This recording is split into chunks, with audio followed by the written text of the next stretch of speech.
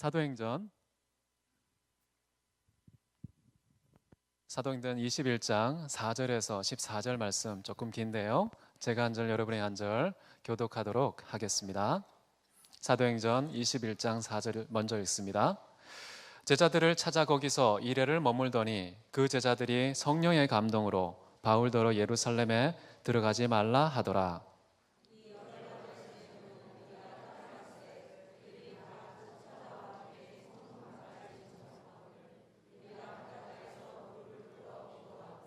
서로 작별한 후 우리는 배에 오르고 그들은 집으로 돌아가니라.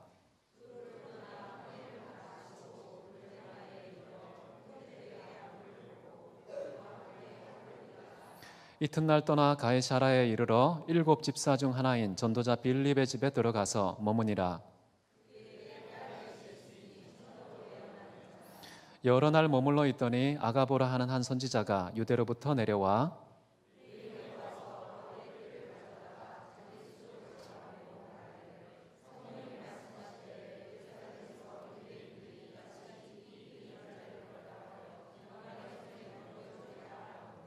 우리가 그 말을 듣고 그곳 사람들과 더불어 바울에게 예루살렘으로 올라가지 말라 고하니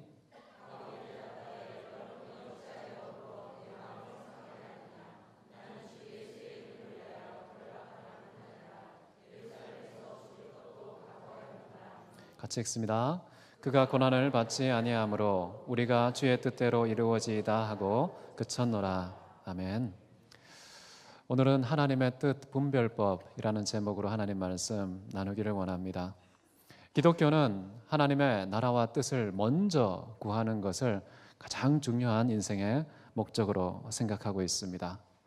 그런데 안타깝게도 하나님의 뜻을 생각할 때 항상 나에게 유익이 되는 것이 기준이 되어서 하나님의 뜻의 여부를 판단하게 된다는 것입니다. 심지어 명백한 하나님의 진리임에도 불구하고 나에게 유익이라는 것이 확인될 때까지 동의하지 않는 고집스러운 인간의 죄성, 자기중심적인 고집이 있다는 것이죠. 하나님의 뜻임에도 불구하고 나를 유쾌하게, 기쁘게, 행복하게 만족되지 않으면 결코 하나님의 진리로, 하나님의 뜻으로 받아들이지 않는 그런 태도가 우리에게 있습니다. 그래서 하나님의 뜻을 분별한다고 했을 때 대단히 어려운 것이죠. 과연 하나님의 뜻은 무엇일까? 나를 향한 실질적인, 개인적인, 공동체적인, 민족적인, 국가적인, 세계적인, 우주적인, 역사적인 하나님의 뜻은 무엇일까? 이런 질문을 우리가 던질 수밖에 없는데요. 오늘 이 본문은요, 하나님의 뜻을 어떻게 분별할 것인가 고급 과정 되겠습니다. 그래서 이것을 우리가 잘 묵상하면 이렇게 하나님의 뜻을 분별할 수 있겠구나. 물론 하나님께서 굉장히 다양한 방법으로 하나님의 뜻을 우리에게 알리시기도 하시는데요. 그러나 그것이 언제나 검증을 받아야 된다. 그 검증의 마지막 끝자락에 도대체 기준과 규범은 무엇일까? 이거에 대한 답을 우리가 이 말씀에서 얻을 수 있다고 생각합니다. 본문의 상황을 한번 보십시오. 제자들을 바울이 찾아갔습니다. 거기에서 7일 동안 머물러 있었는데요. 제자들이 무슨 얘기를 했냐면 바울에게 이런 의견을 제시합니다. 예루살렘에 들어가지 말라. 예루살렘 들어가지 말라고 입장을 분명하게 전달했는데요. 7일 동안 그 얘기를 했습니다. 제자들이 한결같이 한 목소리로 올라가지 말라고 얘기를 했는데 어떤 식으로 이렇게 의견을 표시했을까요? 성경은 분명히 기록하기를 성령의 감동으로 말했다고 나옵니다. 성령의 감동으로 예루살렘에 들어가지 마십시오. 이렇게 말을 했죠. 그렇게 하면서 열흘 날을 지난 후에 이제 떠나가게 됩니다. 떠날 때에 바닷가에서 다시 한번 무릎 꿇고 하나님께 기도를 드리죠. 합심하여 하나님께 기도를 드립니다. 그 기도의 내용이 또 무엇이었을까요? 마지막 순간까지 바울에게 의사표시한 것이죠. 예루살렘에 들어가지 마십시오. 이제 결국에는 두로를 떠나 항해를 다 마치고 돌레마에 이르러서 형제들에게 안부를 묻고 그들과 함께 하루를 있다가 이튿날 떠나서 가이사랴에 이제 도착하게 됩니다. 가이사랴에 어떤 한 집사님이 계신데요. 그분은 전도자로서 곳곳에 하나님의 복음을 전파하는 사람이라고 나옵니다. 근데 그 집에 들어가서 머물렀다라고 하고요. 그 집의 특징을 설명할 때 빌립의 딸이 4명 있는데 이 4명은 예언하는 자들이다. 이렇게 설명되어 있습니다. 거기 얼마나 머물러 있었을까요? 정확한 날짜는 나와 있지 않지만 10절에 보시면요. 여러 날 머물러 있었다. 이렇게 나옵니다. 여러 날 동안 빌립의 집에서 뭐 했을까요? 이 설명에 보면은 빌립과 그의 딸들이 하나님의 예언을 받아서 분명히 바울에게 뭔가 전달했겠죠. 그 내용은 뻔합니다. 전반적인 흐름으로 볼 때 예루살렘에 들어가지 마십시오. 제자들이 성령의 감동으로 했던 말하고 똑같은 말을 어쩌면 빌립과 그 딸들이 전달해 주었을 것입니다. 자, 이제 그런 상황에서 또 하나의 인물이 등장하는데요. 10절 끝자락에 아가보라 하는 한 선지자가 유대에서 왔습니다. 와가지고 11절에 우리에게 와서 바울의 띠를 가지고 수족을 잡아매면서 이런 말을 합니다. 성령이 말씀하시되, 중요하죠. 자기 개인적인 의사표시한 게 아닙니다. 주관적인 판단을 전달한 것이 아닙니다. 성령이 말씀하시되 예루살렘에서 유대인들이 이같이 이띠 임자를 결박하여 이방인의 손에 넘겨주리라. 아주 시청각 교재가 다 동원됐죠. 말로만 전달한 게 아니었고요. 체험만 한 것이 아니었고요. 입체적으로 퍼포먼스를 한 겁니다. 바울의 띠, 그것을 수족을 묶어서 이 띠 임자가 바로 이와 같이 예루살렘에서 결박을 당하고 이방인에게 넘겨지게 될 것이다. 무슨 말일까요? 가지 말라는 뜻이죠. 그래서 12절에 보시면요. 우리가 그 말을 듣고 그곳 사람들과 더불어 바울에게 예루살렘으로 올라가지 말라. 그곳 사람들이 누굴까요? 빌립과 그의 딸들과 아가보 선지자. 그 모든 선지자들이 지금 바울과 동행하고 있는 일행들, 그 수행원들 전체가 마음이 합심하여서 권면한 내용이 뭐냐면 바울에게 예루살렘으로 올라가지 말라라고 이야기를 했습니다. 그러나 바울의 선택은 무엇이었을까요? 바울은 올라갔습니다. 자, 우리 이런 상황에서 도대체 하나님의 뜻을 분별할 때 무엇을 기준으로 어떻게 하나님의 뜻을 분별해야 될까? 이런 난감함이 우리에게 닥치게 되는 것이죠. 특별히 아가보 선지자는 단순히 이름이 없는 무명의 선지자가 아닙니다. 누가는 다른 곳에서 이렇게 기록합니다. 글라우디오 때에 BC AD 45년에 유대에 흉년이 들 것이다. 이렇게 예언을 했습니다. 때가 이르렀을 때 어떤 현상이 나타났을까요? 아가보가 예언한 대로 흉년이 닥쳐서 아주 큰 어려움을 당하게 되죠. 그러나 미리 예언한 그 아가보 예언 때문에 그 흉년을 방지할 수가 있었는데요. 다시 말하면 온 국민이 이분의 예언은 적중률이 상당히 높구나, 효험이 있는 예언을 하는 분이구나, 신뢰할 만한 믿음직한 선지자구나, 이렇게 모든 사람들이 동의하고 있었던 그런 사람이었습니다. 지금 어떤 상황입니까? 주변에 자기를 둘러싼 모든 지인들이, 제자들이나 수행원들이나 또는 자기가 알고 있는 빌립, 그의 딸들, 심지어 멀리서 온 그런 아가보까지 이구동성으로 예루살렘에 들어가면 안 된다, 이런 이야기를 표명하고 있는 것이죠. 이 주변에 둘러싼 모든 사람들 상황이 다 의견 일치를 봤습니다. 들어가면 안 된다고. 그런데 과연 이런 상황, 이런 환경의 일치가 하나님의 뜻을 판단하는 기준일 수 있을까요? 이 바울의 경우를 보면은 아니라는 사실 알 수 있겠죠. 여러분, 우리는 요나의 경우를 한번 볼 필요가 있는데요. 하나님께 불순종하려고 했습니다. 불순종을 하는데도 환경이 협조하는 경우까지 있다는 것이죠. 한번 요나서 1장 3절 한번 읽어볼까요? 시작. 요나가 여호와의 얼굴을 피하려고 일어나 다시스로 도망하려 하여 욥바로 내려갔더니 마침 다시스로 가는 배를 만난지라. 불순종의 마음을 품고 상황을 쳐다보니까 상황에 협조를 해서 결국 다시스로 가게 됩니다. 니느웨로 가지 않고요. 불순종의 문맥도 환경에 근거해서 이렇게 어떤 뜻을 분별할 때에 이 요나라는 사람, 선지자는 환경에 근거한 판단을 내리면서 그러면 그렇지, 하나님께서 어떻게 원수의 심장부라고 할 수 있는 니느웨에 가서 우리의 원수들에게 복음을 전해서 구원할 그런 뜻을 갖고 계실까? 어림도 없지.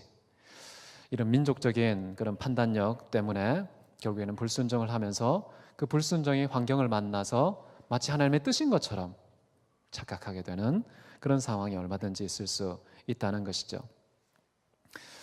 여러분, 저는 개인적으로 하나님의 뜻을 분별할 때 우리가 경험하는 주관적인 경험들과 주변에 펼쳐진 환경들의 일치가 궁극적인 하나님 뜻을 분별하는 기준은 아니다라고 생각합니다. 그럼 뭐가 있을까요? 어떤 게 하나님의 뜻을 분별하는 기준일 수 있을까요? 가장 객관적인 수천 년 동안 검증되어 온 기준이 무엇입니까? 하나님 말씀 아닙니까? 갑작스럽게 짧게 내 마음에 충동적으로 일어난 느낌, 생각, 경험, 그것조차 모든 것이 상대화될 만큼 가장 객관적이고 중심을 차지하는 그 분별의 기준은 무엇이냐면요, 하나님의 말씀입니다. 하나님의 말씀은 수천 년간 수많은 사람들에 의해서 검증을 받았고요, 하나님 말씀대로 이 세상에 그 뜻이 이루어진다는 그 역사적인 검증이 다 이루어졌습니다. 이스라엘 백성들을 보십시오. 구약을 볼 때 어떤 느낌이 드십니까? 이스라엘 백성들의 역사를 보면요, 말씀대로 됐다는 것을 알 수 있습니다. 말씀대로 됐다는 것은요, 하나님의 뜻대로 됐다는 것이죠. 불순종하면 망했습니다. 순종하면 복을 받았죠. 불순종하면 죽었습니다. 순종하면 살았지요. 참 단순한데 역사 속에 분명하게 하나님의 뜻이 무엇인지를 깨닫도록 샘플이 된 민족이 이스라엘 민족입니다. 그래서 구약 성경 쭉 읽어보면 하나님의 뜻은 어디에 있었는지, 무엇이었는지 우리가 분별할 수가 있게 되는 것이죠. 하나님의 말씀이 하나님의 뜻을 분별하는 기준임을 믿으시기 바랍니다.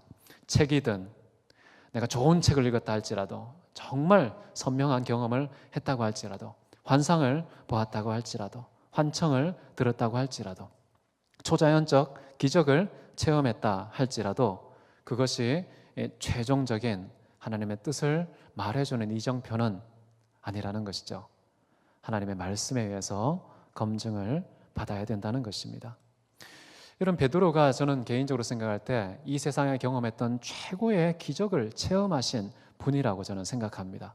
왜 그러냐 하면요, 물론 물 위를 유일하게 걸었던 민간인 예수님 말고요, 유일하게 물 위를 걸었던 분이 바로 베드로 아닙니까? 그것만이 아니라 변화산상에서 누구를 목격했습니까? 영광스러운 형체로 변화되신 예수님을 목격한 그런 분이 바로 베드로 아닙니까? 정말 어디에 내놔도 뒤지지 않는 최고의 기적을 체험한 사람, 그게 바로 베드로였는데, 그 베드로가 자기가 하나님의 뜻을 분별할 때에 갈등이 있었습니다. 처음에는 어떻게 했습니까? 그 변화산상에서 하나님, 여기에 초막 셋을 짓고 영원토록 여기 살면 좋겠습니다. 여기가 최고의 천국입니다 라고 생각하면서 하나님의 뜻이 그거라고 생각했어요. 그런데 그것이 아니라는 것을 분별하게 되었죠. 예수님께서는 노노노노, 우리 내려가야 된다. 이 산에서 내려가서 아버지의 뜻을 이루기 위해 복음을 전파해야 된다 라고 이야기를 하죠. 이런 것을 경험했던 베드로가 베드로 후서 1장 19절에 이렇게 기록합니다. 같이 한번 읽겠습니다. 또 우리에게는 더 확실한 예언이 있어 어두운 데를 비추는 등불과 같으니. 더 확실한 예언이 있다고 얘기합니다. 자기가 변화산상에서 체험한 이야기를 먼저 간증합니다. 간증한 다음에 나오는 말이 이 말이에요. 우리에게는 그렇게 세 사람이나 함께 객관적으로 목격했던 그 최고의 기적, 그것을 보았지만 그것보다 더 확실한 예언이 있는데, 그 다음 얘기하기를 성경은 하나님의 감동으로 된 것으로 사사로이 풀어서는 안 된다라는 말씀을 하죠. 성경 이야기를 꺼냅니다. 베드로에게 보다 더 확실한 예언은 무엇이었다는 뜻입니까? 말씀이라는 것이죠. 기록된 말씀이 베드로가 아무리 놀라운 체험, 눈앞에 하나님이신 예수님을 목격한 자임에도 불구하고 기록된 말씀, 그 확고한 예언을 붙들었다라고 볼 수가 있겠죠. 여러분, 부자와 나사로 이야기를 아시죠? 부자는 죽어서 지옥 갔고요. 그리고 나사로는 아브라함 품에 안기게 됩니다. 그때의 부자가 아주 의리 있는 부자였죠. 자기만 지옥까지, 다른 가족들은 지옥에 오지 못하도록 아브라함께 부탁을 합니다. 나사로를 다시 보내주시라고. 그래서 나사로를 통해서 우리 가족들에게 얘기하면 그들이 회개하고 돌이켜서 내가 있는 이 지옥에 오지 않게 될 것이라고.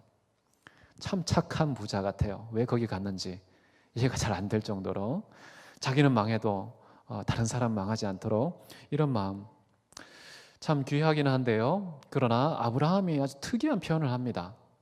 그들에게는 모세와 선지자가 있다. 그렇기 때문에 굳이 나사로를 보내지 않아도 된다라고 얘기합니다. 그때 다시 부자가 반론을 펼치죠. 아니요, 그렇지 않습니다. 만약에 죽은 자가 다시 살아나서 그들에게 가서 정말 천국이 있다라고 얘기를 하면 그들은 변화될 것입니다. 이런 얘기를 했을 때 아브라함이 다시 그 부자에게 한 말입니다. 누가복음 16장 31절입니다. 같이 한번 읽겠습니다. 모세와 선지자들에게 듣지 아니하면 비록 죽은 자 가운데서 살아나는 자가 있을지라도 권함을 받지 아니하리라. 모세와 선지자라는 표현은 뭐냐 하면요, 그들이 기록한 성경을 말합니다. 그들이 그때까지 살아있지 않잖아요. 죽었는데 여전히 그들이 남아있는 것은 기록된 말씀으로 남아있는 것이죠. 그래서 기록된 그 말씀을 듣고 순종하지 아니하면 비록 죽은 자가, 죽었다 깨어난 자, 그런 자가 있다고 할지라도 전혀 듣지 않을 것이다 라고 얘기를 합니다. 기준이 뭐라는 뜻입니까? 기록된 하나님의 말씀이라는 것이죠. 여러분, 가끔씩 유튜브나 아니면 여러분 주변에 지옥 갔다 오신 분 계시죠? 천국 다녀오신 분 계시잖아요. 저도 꼭 한번 같이 따라갔다 오고 싶은데 정말 부러운 사람들이 많이 있습니다. 근데 그런 사람들이 지옥 가서 어땠다고 얘기합니다. 천국 가서 어땠다고 얘기를 합니다. 그런 거 들으면 정말 막 심장이 뛰고 감동이 되고 막 살아계신 하나님께 다시금 회개하고 돌이키고 눈물 흘리는 그런 분들이 계시기도 한데요. 그런데 누가복음 16장의 관점으로 본다면 그것도 검증의 대상입니다. 그래서 저는 지옥 갔다 오신 분, 천국 갔다 오신 분 이야기를 다 믿지 않습니다. 성경과 일치하는 것만 믿어요. 일치해서 한 발짝이라도 벗어나면 아니라고 생각하죠. 적당히 섞여 있습니다. 인간은 욕망이라는 게 있거든요. 이 부패하고 거짓된 본성을 갖고 있기 때문에요, 내게 아무리 순수한 기적이 출입을 해도 변질이 됩니다. 변질. 어디까지가 진짜인지, 어디까지가 사실인지 그것을 분별하기가 대단히 어렵죠. 그 기준이 무엇일까? 하나님 말씀이라는 거예요. 아브라함이 부자에게 한 말, 여러분 이거 꼭 기억하십시오. 흩어지시면 안 됩니다. 하나님 말씀이 기준이라는 거. 이제 우리 사도 바울의 선택으로 돌아봅시다. 사도 바울은 어떤 선택을 했다고 그랬습니까? 수많은 사랑하는 사람들이 반대를 했습니다. 한 사람도 예외 없이 다 예루살렘 가시면 안 됩니다. 이렇게 반대를 펼쳤는데 그냥 인간적인 정 때문에 그렇게 한 것이 아니었어요. 아까 우리가 읽어봤죠. 성령의 감동으로 성령께서 말씀하시되, 성령의 역사가 없었던 것이 아닌 것입니다. 성령의 역사가 없었으면 분별하기 쉬워요. 그렇지 않습니까? 성령의 감동이 아니라 인간적인 욕망이구나, 사람들이 자기의 이권이 걸려있기 때문에 저렇게 얘기하는구나, 분별하기 참 쉽습니다. 근데 정말 어려운 영역이 뭐냐 하면요, 성령의 감동으로 그 말을 하고 있다는 거예요. 성령께서 가라사대, 이런 문맥에서 나에게 어떤 의견이 제시됐을 때가 참 어려운 거예요. 그걸 어떻게 우리가 쉽게 뿌리칠 수가 있겠습니까? 사도 바울은 그럼에도 불구하고 거절하고 예루살렘 들어갔습니다. 자, 누가 맞을까요? 바울을 둘러싸고 있는 사람들의 성령의 감동으로 한 말이 맞을까요? 아니면 그것과 반대의 선택을 내린 사도 바울이 하나님의 뜻을 제대로 분별한 것일까요? 여러분, 누구에게 손을 들겠습니까? 굉장히 어렵죠. 굉장히 어렵습니다. 그래서 제가 고급 과정이라고 말씀드린 거예요. 하나님께서 환경 안 쓰십니까? 쓰세요. 환경을 통해서 말씀하십니다. 가까운 사랑하는 사람들을 통해서 말씀을 하세요. 심지어 원수의 입을 통해서도 말씀을 하세요. 당나귀 입을 열어서도 말씀하십니다. 그런 환경을 다 무시하자는 게 아니에요. 고급 과정을 얘기하면 고급 과정. 정말 모든 것이 이게 하나님의 뜻이구나 동의할 수밖에 없는 그런 상황일지라도 그것이 최종적인 하나님의 뜻은 아닐 수 있다는 사실을 우리가 생각해야 된다는 거예요. 심지어 성령의 감동으로 말한 것일지라도 그것이 최종적인 그 뜻의 마침표는 아닐 수 있다는 것이죠. 하나님의 모든 말씀 무슨 감동으로 됐습니까? 성령의 감동으로 기록된 책이죠. 자, 그러면 우리가 성경 말씀을 읽을 때 어떻게 읽으면 됩니까? 이 성령으로 감동된 말씀이기 때문에 그 말씀을 그대로 받아들여서 아멘하고 순종하면 하나님의 뜻을 분별한 것일까요? 예를 들어 보겠습니다. 살인하지 말지니라. 이거 누구의 말씀입니까? 성령의 감동으로 기록된 말씀이죠. 자, 그런데 우리는 어떻게 그 뜻을 받아들이면 되겠습니까? 사람들을 죽이면 안 되는구나 라고 생각해서 칼을 들지 않고 주먹질을 하지 않으면은 이 말씀에 하나님의 뜻을 분별했고 그 뜻에 순종했다라고 생각할 수 있겠죠. 근데 성령의 감동으로 기록된 말씀이지만요, 그 말씀이 최종적인 뜻이 아닙니다. 살인하지 말지니라 이 말씀은요, 예수님께서 어떻게 재해석해 주십니까?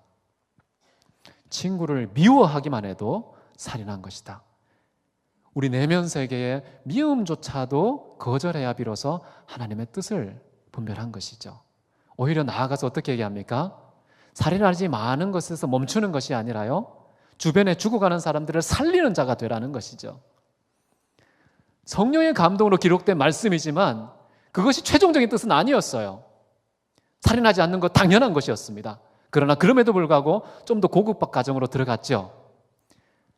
하나님의 계명, 그것을 우리가 문자적으로 받아들이는 것이 아니라 그 배후에 있는 보다 중한 바 의와 인과 신, 그것에 이르러야 한다고 이야기를 하는 것이죠.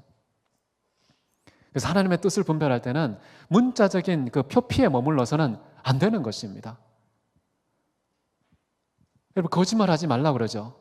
그럼 입 꾹 다물고 있으면 말씀 분별하고 지킨 것입니까? 아니죠. 하나님께서 입술을 왜 만드셨습니까? 말하라고 만들었는데. 이 거짓말하지 말라는 말씀은요, 거짓말하지 말라는 것이 최종적인 하나님의 뜻이 아닙니다. 선한 말을 하고요, 진리를 우리 입술에서 마구 쏟아내서 온 땅에 다니면서 만민에게 복음을 전파하는 입을 열어서 진리의 복음을 전파하라고 적극적으로 해석을 해야 되는 것이죠. 입을 여는 순간 늘 거짓말만 입에 출입하는 사람이 있는 반면에 입을 열면 복음이 나가는 사람, 그런 사람이 되라고 그 말씀하신 거예요.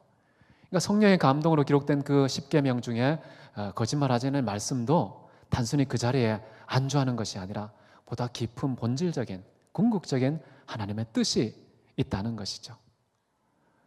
자, 이런 문맥에서 한번 생각해 보십시오. 지금 사랑하는 지인들이 예루살렘 들어가지 말라고 얘기합니다. 선지자까지, 정말 신뢰받고 있는 선지자까지 가지 말라고 온몸으로 설명을 했습니다. 그리고 예언하는 딸들이 4명이나 있는 그 집안에서 여러 날 머물러서 계속해서 듣고 또 들었겠죠. 근데 성령의 감동으로 하신 말씀일지라도 그 자체가 하나님의 최종적인 뜻은 아닐 수 있다는 사실이 우리를 당황하게 하죠. 도대체 그럼 나는 어떻게 분별해야 돼? 라고 생각하기 쉽지 않습니까? 그래서 사도 바울 보자는 거예요. 어떻게 그러면 분별할까? 어떻게 분별할까? 성령의 감동도 상대화되어야 하는 그 기준은 도대체 무엇일까? 사도행전 20장입니다. 23절, 24절인데요. 우리 같이 한번 큰 소리로 읽겠습니다. 시작. 오직 성령이 각 성에서 내게 증거하여 결박과 환난이 나를 기다린다 하시나 나의 달려갈 길과 주 예수께 받은 사명 곧 하나님의 은혜의 복음 증거하는 일을 마치려 하면은 나의 생명을 조금도 귀한 것으로 여기지 않노라. 사도 바울이 몰랐을까요? 모르지 않았다고 나옵니다. 알고 있었죠. 결박과 환난이 나를 기다리고 있구나. 그러면 안 가야지가 우리 인간적인 생각으로 볼 때 하나님의 뜻이라고 보죠. 큰일 나겠네. 그러면 안 가야지. 이것이 하나님의 뜻이라고 생각해요. 그러나 사도 바울은 전혀 다릅니다. 내가 환난과 결박을 당한다고 할지라도 안 가는 게 하나님의 뜻이 아니라는 것이죠. 오히려 나의 달려갈 길, 예수님께서 맡기신 사명, 그것을 나의 생명을 조금 더 귀한 것으로 여기지 않을 정도로 실천해야 된다는 판단력이 그가 살아가는 매 순간마다 하나님의 뜻을 분별하는 근거였던 것입니다. 근거. 여기서 우리가 배울 수 있는 건 뭐냐면요, 하나님의 뜻은 자기의 생명보다 소중해야 분별된다는 거예요. 굉장히 중요하죠. 내 생명이, 나의 유익이, 나의 체면이, 나의 행복과 나의 기쁨과 즐거움과 나의 기호가 하나님의 뜻보다 높거나 우선적이 되는 경우에는요, 결코 하나님의 뜻은 보이지가 않습니다. 성경 읽어도요, 하나님의 뜻을 발견하지는 못하겠죠. 아주 중요한 겁니다. 아주 중요한 거. 나의 생명이 하나님 말씀 밑에 놓여지는 거. 이 다윗 같은 경우도 그랬잖아요. 주의 인자하심이 내 생명보다 나음으로 내 입술이 주를 찬양하나이다. 아마 이거하고 똑같은 분별을 갖고 있었던 욥도 내가 비록 거지가 되었지만, 내가 온몸에 악창이 났지만, 마누라도 저주하고 떠났지만, 자식들 다 죽었지만, 종들 다 죽었지만, 이렇게 피폐해진 초토화된 인생이라 할지라도 내 인생보다 훨씬 더 위대하신 그분의 이름은 찬양받기 합당하시다. 이런 판단을 내린 것이죠. 참 독특한 분별법 아닙니까? 어떻게 이런 게 나올 수 있을까요? 그냥 성경을 문자적으로 이해한 그것을 그대로 공식적으로 적용하는 사람이 아니었던 것이죠. 성경 전체가 말하는 거 꼭 짜면 뭐가 나온다고 그랬습니까? 하나님 사랑과 이웃 사랑입니다. 거기에 내 생명이 수단으로 동원될 수 있습니다. 그럼에도 불구하고 그것이 하나님의 뜻이죠. 그게 하나님 나라와 의를 구하는 것입니다. 그래서 내 생명이 수단으로 상대화될 각오와 판단력이 하나님의 뜻을 분별하는 기준이 된다는 것이죠.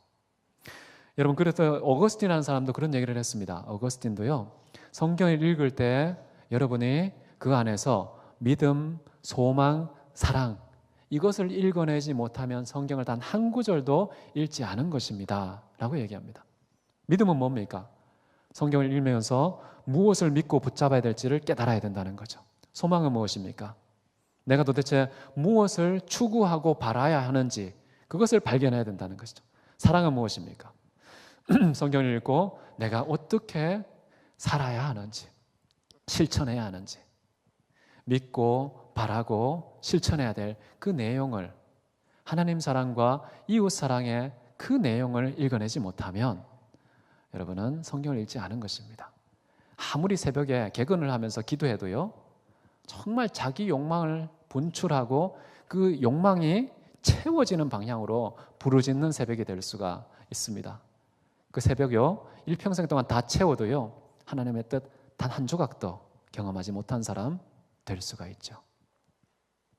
아까 무릎 꿇고 합심해서 막 기도하지 않았습니까? 해변가에서 떠나기 직전까지 그렇게 기도하고 정말 하나님께서 성령의 감동으로 예언도 들려주시고, 그리고 심지어 참으로 모든 사람들이 존경하는 선지자가 온몸으로 메시지를 전했음에도 불구하고 그것이 하나님의 뜻이 아닐 수 있다는 사실이 우리에게 큰 도전이 되는 것이죠. 여러분, 하나님의 뜻은 과연 무엇이었을까? 바울이었을까? 아니면 바울의 지인들이었을까? 이것을 확인하는 말씀이 사도행전 23장 11절에 나옵니다. 예수님께서 판결해 주신 것이죠. 사도 바울이 잘 분별했다고 손을 들어 주십니다. 같이 한번 읽겠습니다. 주께서 바울 곁에 서서 이르시되 담대하라. 내가 예루살렘에서 나의 일을 증거한 것 같이 로마에서도 증언하여야 하리라 하시니라. 하나님께서, 예수님께서요, 이 사태가 다 벌어진 그 이후에 설명을 해주십니다. 그전에는 잘 몰라요. 누가 옳은지 잘 모릅니다. 21장에서는 알려지지 않았어요. 그런데 23장에 가보니까 실제로 그 가운데 들어가서 고통과 환난과 역경을 경험한 다음에 사로잡혔습니다. 그때에 예수님께서 나타나셔서 바울에게 말씀하신 거예요. 여기에서 예루살렘에서 나의 복음을 증거한 것처럼 로마에 가서도 이렇게 증거해야 될 것이다. 하나님의 뜻이라는 게요, 나의 편리하고 직결되어 있지 않습니다. 내 생명이 보존되는 방식으로 그것을 향하여서 하나님의 뜻이 이루어지는 것이 아닐 수 있습니다. 여러분, 사도행전 23장 12, 13절, 예수님께서 이 말씀하시고 난 다음에 그 다음에 어떤 일이 펼쳐지는지 한번 보십시오.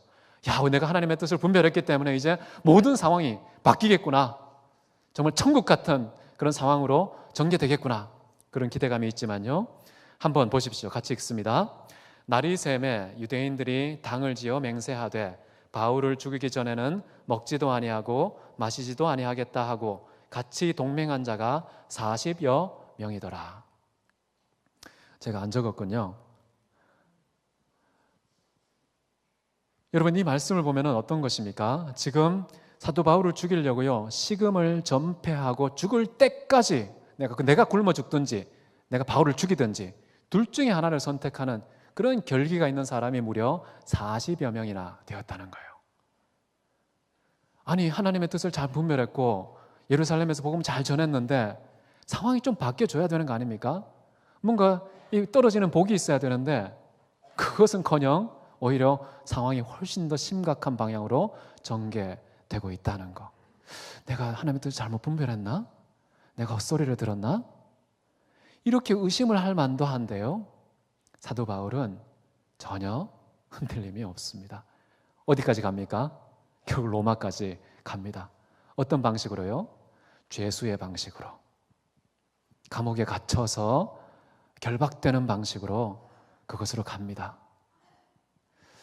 하나님의 뜻과 나의 상황, 나의 생명, 내 인생, 이것을 나란히 놓고 우리가 어떻게 분별해야 되는지를 사도 바울의 이 사건이 너무나도 잘 보여주고 있습니다. 한 해 동안 잘 지나오셨죠? 매 순간마다 우리는 선택의 삶을 살아오지 않았습니까? 과연 이것이 하나님의 뜻인지 나의 욕망인지, 인간의 생각인지 하나님의 생각인지 끊임없이 우리가 씨름하고 도전하면서 살아왔는데요, 여러분, 무엇을 선택하며 살아왔습니까? 더 중요한 것은 도대체 어떤 근거에 의해서 그런 선택을 해 오셨습니까? 한 해를 결산하면서 저는 우리 가슴에 정말 주어지길 바라는 하나님의 선물이 있습니다. 그것은 앞으로 내가 어떻게 살아갈까, 그 살아가는 삶의 기준과 규범이 무엇인지 그것을 1년 동안 성공했든지 실패했든지 상관없이 최소한 그 기준만큼은 우리 가슴에, 우리의 삶 속에 마치 머릿돌처럼 박혀서 그것을 맴도는 인생이 앞으로 펼쳐지면 좋겠다, 그런 기대감을 갖습니다. 여러분, 나에게 기분이 하나님의 뜻의 기준이 아니라는 거 믿으시기 바랍니다. 나에게 금전적인 유익과 손해, 이것이 하나님의 뜻을 판단하는 기준이 아니라는 거 믿으시기 바랍니다. 내가 더 행복하고 내가 더 부자가 되고 더 높은 자리에 오르고 내가 더 많은 사람들에게 존경받고 인정받는, 그것이 아닐 수 있다는 사실을 여러분 기억하면서요, 오히려 하나님의 뜻이 이 땅에 이루어지는 것, 주 예수께서 나에게 맡기신 그 복음, 그 복음이 성취되는 일에 나의 생명을 조금 더 귀한 것으로 여기지 않는 철저한 자기 부인, 그것이 바로 하나님의 뜻을 분별하는 중요한 기준이라는 것이죠. 이제 세 가지로 정리하겠습니다. 첫 번째, 하나님의 뜻을 분별하는 기준은요, 내 주관적인 체험이 아니라는 거예요. 내가 듣고 보고 경험하고 목격했던 그것이 기준이 아니라요, 그것은 해석의 대상입니다. 판단의 기준이 아니고요, 해석의 대상입니다. 무엇에 의한 해석일까요? 기록된 하나님의 말씀, 이게 첫 번째입니다. 가장 객관적인 수천 년간 검증된 하나님께서 친히 성령의 감동으로 되었다고 객관적으로 명시한 그 기록된 말씀이 첫 번째 기준입니다. 두 번째 기준은 뭐라고요? 이 모든 말씀의 엑기스가 뭐라고 그랬습니까? 하나님과 이웃 사랑입니다. 나를 사랑하는 자기에 빠진 그런 판단력은 반드시 실패합니다. 내가 진짜 이거 하나님 사랑하는 내용인지, 내 이웃을 사랑하는 내용인지 이걸 판단하면요 확인이 됩니다. 하나님의 뜻인지 아닌지. 세 번째는 뭐라고요? 나를 향한 건데요, 철저하게 자기를 부인하는 겁니다. 내 기호만 부인하는 게 아닙니다. 내 가치관만 부인하는 게 아닙니다. 나의 행복만 부인하는 게 아닙니다. 나의 생명도 수단으로 내어놓을, 상대화시킬 그런 각오와 결단으로 하나님의 뜻이 1순위가 되어 있는 자기 부인, 그런 것이 이 세 번째라고 할 수 있습니다.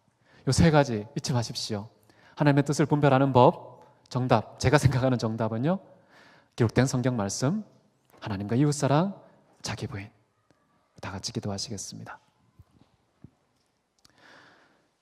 사랑이 많으신 하나님 아버지, 한 해 동안 우리가 의식하지도 못하는 영역에서 우리를 지키고 보호하시고 인도해 주신 것 감사와 찬송을 드립니다. 존귀하신 우리 아버지 하나님께서 친히 생명과 호흡과 만물을 주셨는데도 너무나 평범하고 당연한 것이어서 주님께서 주신 것인 줄 모르고 마치 내 것인 것처럼 자랑하고 나의 이익을 추구하는 그런 삶을 살지는 않았는지 돌아보기 원합니다. 하나님 아버지, 새해에는 범사의 하나님을 인정하기 원합니다. 범사의 모든 것이 주께로 말미암은 것임을 인정하며 감사와 찬송에 제사를 드리는 인생이 되게 도와 주시옵소서. 범사의 우리 아버지 하나님 기쁘시게 하는 영광의 찬송이 되기를 원합니다. 우리가 머무는 곳마다 그 하나님의 찬송이 번져서 곳곳에서 하나님을 기념하는 찬송이 온 땅 가운데 물이 바다를 덮음같이 풍성하기를 소원합니다. 주님께서 우리에게 맡기신 사명이 무엇입니까? 바울에게 맡겨진 것처럼 우리에게 맡겨진 그 사명, 그것을 끝마치기 위해 우리의 생명조차 조금 더 귀한 것으로 여기지 않는 그런 판단력, 그런 생각이 하나님의 뜻과 나라를 구함에 있어 기준으로 작용하게 하시고 하나님의 나라가 확장되며 주님의 뜻이 성취되는 그 일에 쓰임받는 의로운 병기가 되게 하여 주옵소서. 우리 개개인이 그러하게 하시고 우리 대학교에 그러할 수 있도록 축복하여 주시옵소서. 살아계신 예수 그리스도 이름으로 기도했습니다. 아멘.